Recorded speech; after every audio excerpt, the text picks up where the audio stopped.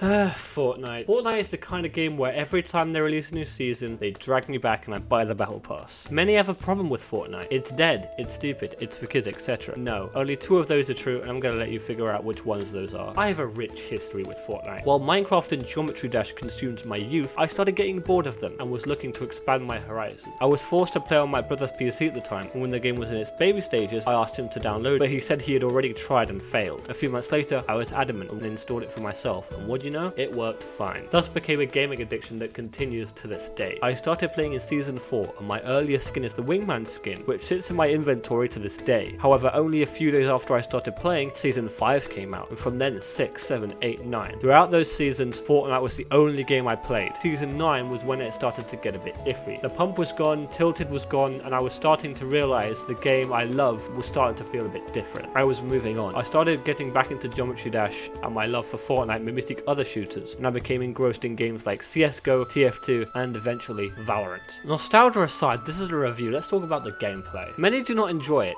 which is completely understandable. Building is, in my opinion, a completely revolutionary concept, and one that differs greatly from the industry standard left click on head. Many seasoned gamers struggle with this mechanic, which if you take the time to master, suddenly becomes extremely satisfying. Build fights in Fortnite are some of the most intense and high-octane PvP formats in gaming. While they don't require a lot of brains, they do require a lot of skill, and medium to low players like myself will feel badass repeating those muscle memory movements to get a lineup and hit the enemy. My philosophy with Fortnite is that you only enjoy it when you are good. Am I clowning other FPS pros? Absolutely. Any CS pro who comes to Fortnite will get destroyed by even the most mediocre players such as myself. Game sense and aim, skills which are a necessity in most competitive FPSs, get thrown out of the window as people have to learn and get used to a completely new mechanic, building. Fortnite actually has quite a high time to kill compared to most FPS games, and this honestly is my main gripe with the game. When it is hard to kill someone with one shot, the strat becomes get shot, run and heal up before returning to the fight. This is unfortunately the case in Fortnite, with building allowing players with no health to hold up and be cowards. People hate Fortnite for its community, which is also completely understandable. However, I don't really care for it. I used to watch all the classic content creators back in the day at their peak. Lachlan, Muzak, and I loved Laserbeam when he was at his peak. Nowadays, everything's been done, and Fortnite content has reverted to lazy fashion shows and a 10-kill dub with the new weapon.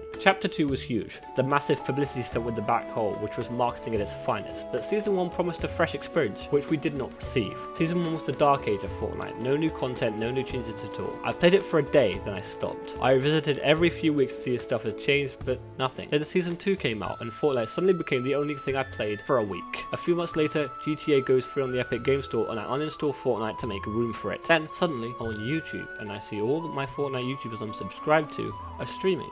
I click on one at random and I see that there's an event. A big orb in the middle of the map is pushing back the storm. Then the screen goes white and suddenly first person. This was honestly the second most shocking thing out of that entire event. Then when they come out of the flashback, the storm is an ocean. I was genuinely shocked. It looks so cool. Cool enough for me to, I don't know, reinstall Fortnite? Unfortunately, I got there too late, and by the time the download finished, I realized I'd installed Season 3 as well. I'm honestly upset I missed the water storm. So I said, what the hell, and opened the game, and I won my second solo game. For the record, I only have 3 wins out of about 993 solo matches. Damn, I almost forgot this was a review. I'm not going to do any scores for this series, I just want to say whether I would recommend it or not, and how highly or lowly I would do so. And, you know the answer? Of course I do. If you come into Fortnite with an open mind, just ignore its community and focus on the game with the determination to improve, Fortnite will be very rewarding. You will notice your skill increase tremendously if you learn the mechanics and the meta of the time. Anyways guys, that's it for today's video. Hopefully you did enjoy. I want to do this as a series. I want to review games, but not new releases like everyone else is doing. I want to review classics, old games that no one has really reviewed at all because